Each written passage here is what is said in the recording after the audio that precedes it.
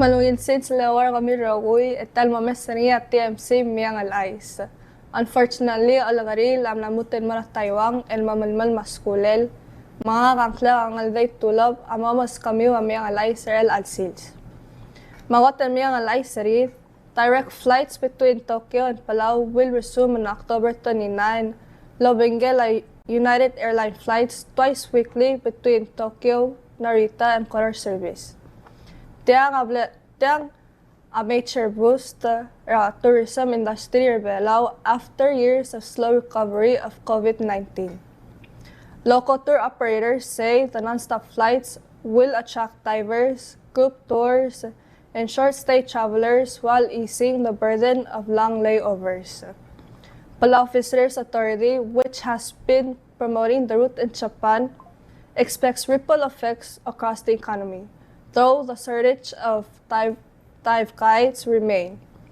Industry leaders view the return of this vital link to Japan as a turning point for Palau's post-pandemic tourism revival. Ang yaron Meang el Chais sarid, ay the state government mapipiusi ang nasayang a 50-year lease agreement el-establish ang BS headquarter Rai.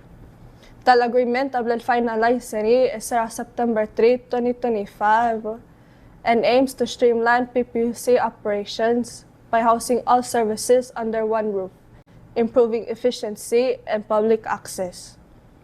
Governor Ngeldei emphasized that the project will strengthen infrastructure in Iray, support national development, and lay the foundation for future growth. Talbes headquarters is expected to be a key hub for utilities and public services, marking a major step in Palau's infrastructure advancement.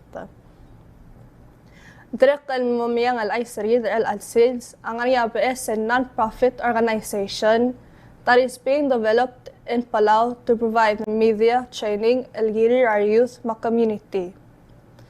The organization is focusing on skills in journalism, public relations, and digital communication.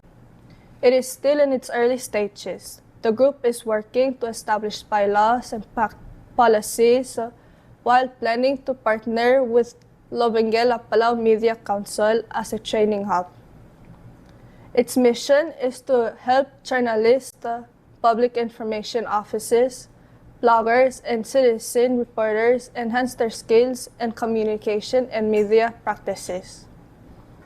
Amo direct Meang el Chais, after more than 80 years of Iraq, the wreckage of a World War II fighter plane, ablal discovery ay Malik State. Tiang potentially linked to a missing U.S. Marine pilot. The excavation led by Florida State University researchers, with support from the U.S. Defense, Project Recover, and Palau's Bureau of Culture and Historical Affairs, ablal uncover a partial wing and fragments suggesting a nearby gravesite. Lobengel a possible human remains and artifacts recovered between June and August 2025. Iral materials amo undergo laboratory and DNA analysis rahan nalulu to help determine the pilot's fate. Trekalwaisay, Palau's Postal Service announced that the U.S. Postal Service has suspended outgoing packages from Palau to Hawaii and the continental U.S. as of August 29. Though incoming mail and shipments to Guam, FSM, CNMI, Japan, the Philippines, and military addresses remain unaffected.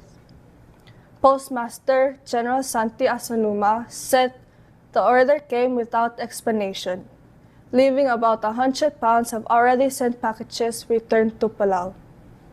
Residents have expressed their frustration as care packages and shipments were halted without warning.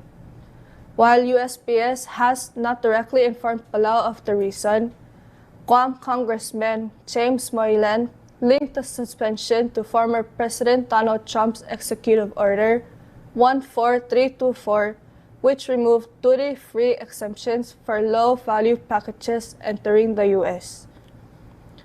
Madirek President Surang S. Whips Jr. amlosabed really a courtesy visit in Lobengel Honorable Roy Rosenblit, ngang ambassador ra Israel. Tinagang amlosaberin motmak emasada aurier Palau Lobengel Israel kira labuz matoa ra climate change. Direktalway saying na modor ab es Teachers Training Center ra Palau High School.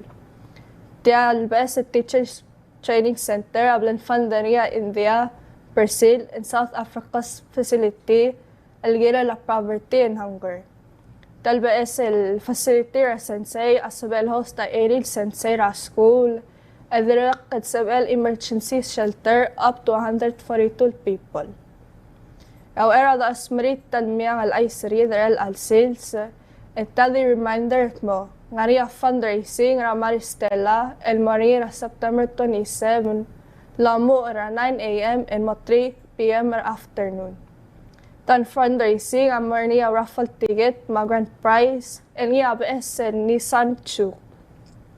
Our other solid support as of lam ara ticket sertir our sensei, parents, madrek kalang ra school.